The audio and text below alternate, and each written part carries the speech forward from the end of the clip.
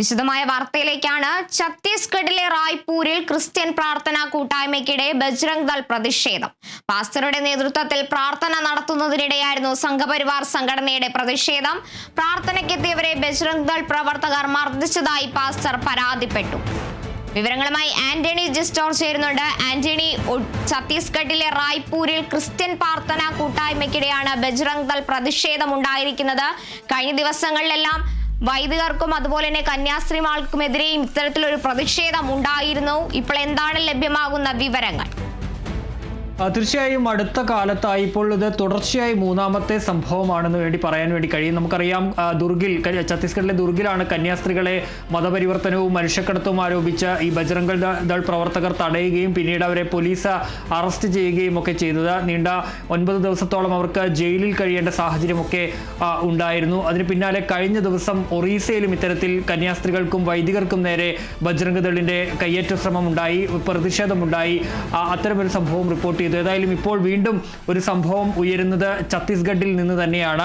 ഛത്തീസ്ഗഡിലെ റായ്പൂരിലെ കൂക്കർബെഡ എന്ന ഗ്രാമത്തിലാണ് ഇന്നത്തെ ഈ പ്രതിഷേധം നടന്നിട്ടുള്ളത്. അതായത് ഉച്ചയോടുകൂടി ആ കൂക്കർബെഡ ഗ്രാമത്തിലെ ഒരു വീട്ടിൽ ഒരു പാസ്റ്ററുടെ നേതൃത്വത്തിൽ, പെന്തക്കോസ്ത വിഭാഗത്തിൽപ്പെട്ട പാസ്റ്ററുടെ നേതൃത്വത്തിൽ അവിടെ ഒരു പ്രാർത്ഥനാ കൂട്ടായ്മ നടക്കുകയായിരുന്നു. ഇതിനിടയിലേക്കാണ് ഈ ബജ്രംഗ് ദൾ പ്രവർത്തകർ പ്രതിഷേധവുമായി വന്നത്. അവർ പ്രതിഷേധിക്കാൻ ഉപയോഗിച്ചത് ഹനുമാൻ ചാലീസ ചൊല്ലിക്കൊണ്ടായിരുന്നു അവരുടെ പ്രതിഷേധം.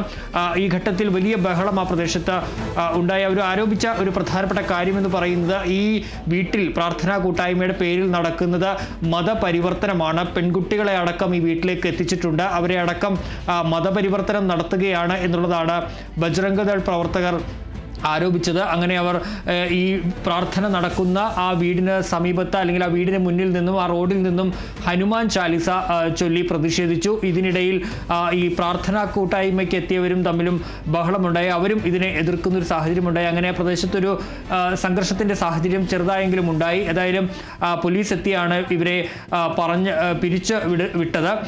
ഇക്കാര്യത്തിൽ ഈ പ്രാർത്ഥനാ കൂട്ടായ്മയ്ക്ക് നേതൃത്വം നൽകിയ പാസ്റ്റർ പറയുന്നത് ഈ പ്രാർത്ഥനയ്ക്ക് എത്തിയവരെ ബജ്രംഗ് ദൾ പ്രവർത്തകർ മർദ്ദിച്ചു എന്നുള്ളതാണ്. ഏതായാലും ഛത്തീസ്ഗഡിൽ ഇതിപ്പോൾ രണ്ടാമത്തെ സംഭവമാണ് ഇത്തരത്തിൽ ക്രിസ്ത്യൻ പ്രാർത്ഥനാ കൂട്ടായ്മകൾക്ക് നേരെ, അല്ലെങ്കിൽ ക്രൈസ്തവർക്ക് നേരെ ഈ പ്രതിഷേധങ്ങൾ ഉണ്ടാകുന്നത്. ഏതായാലും നമുക്കറിയാം, ദുർഗിലെ കന്യാസ്ത്രീകളുടെ ആ സംഭവത്തിന് ശേഷം ഇപ്പോൾ ഛത്തീസ്ഗഡിൽ നിന്ന് വീണ്ടും ഒരു വാർത്ത പുറത്തേക്ക് വരികയാണ്. ശരി, ഛത്തീസ്ഗഡിലെ റായ്പൂരിലാണ് ക്രിസ്ത്യൻ പ്രാർത്ഥനാ കൂട്ടായ്മയ്ക്കിടെ ബജ്രംഗ് ദൾ പ്രതിഷേധം ഉണ്ടായിരിക്കുന്നത്.